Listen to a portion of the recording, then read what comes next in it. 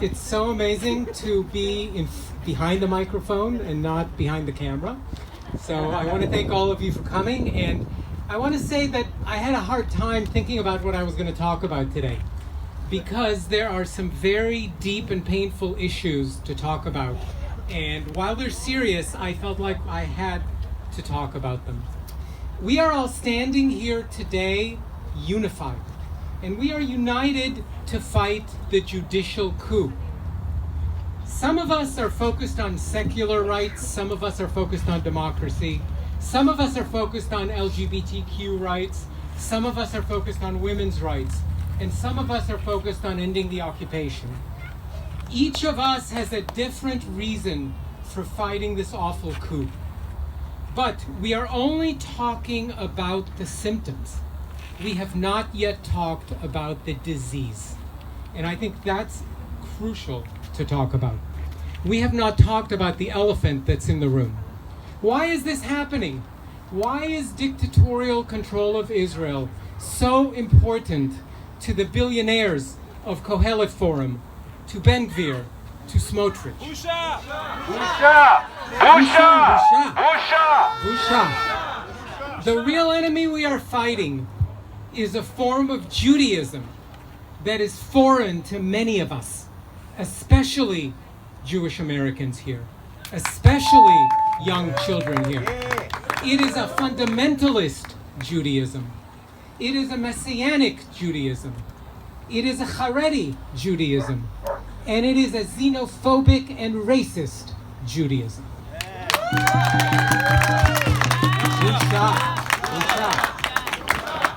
This is a battle between democratic values and fundamentalist religious values. It's no different than fundamentalist Islam. It's no different than fundamentalist Christianity. It is sticking to a 2,000-year-old script to live a modern life. Busha! I know my Jewish American friends here think that Judaism is a liberal religion. Jewish values, tikkun olam, all this beautiful, soft stuff. But the real Judaism that reigns in Israel is very, very different. You know, here we eat bacon with our eggs. We have ham and cheese on our matzah. We go to synagogue, we beat drums at the synagogue, we play guitar at the synagogue, and we still see ourselves as Jewish, and the world sees us as Jewish. But there are Jews in Israel which don't see us as Jewish. So I want to say that Judaism in its core is not a liberal religion. Women are second-class citizens in the core Jewish religion. They are not allowed busha. They cannot participate in prayer, busha. They are not allowed to show their skin. They are not allowed to show their hair, busha. Busha. Reformed and conservative Jews are not considered Jewish under halakha. And that is a problem. When halakha rules govern, you lose the ability to marry a Muslim or a Christian. No way. You want gay marriage? No way. You want to ride a bus on Shabbat? No way. You want to study Torah and be exempt from the IDF service? Absolutely. That's the best way. So I say busha, and I say that we have to recognize that these people who are seeking the building of a third temple on the Temple Mount and the creation of a greater Eretz Israel through illegal occupation must be stopped.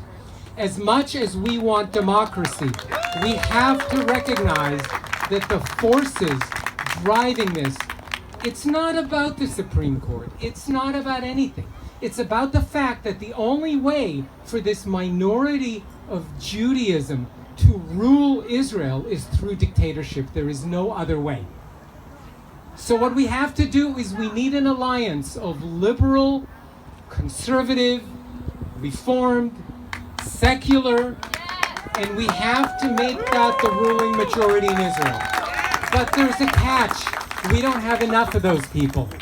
The only way to create a liberal ruling majority in Israel is to include Israeli Arabs, to include them in this discussion, to include them in these protests and to include them in being part of the solution. And in order to do that, we're going to have to talk about the occupation. Not today, but we're going to have to end the occupation. Because a liberal democracy cannot rule 6 million people as second-class citizens. That's the Busha. So thank you for coming. I really appreciate the opportunity to speak to you, and I'm going to turn it back over to my friend here with the music. Thank you, Ben.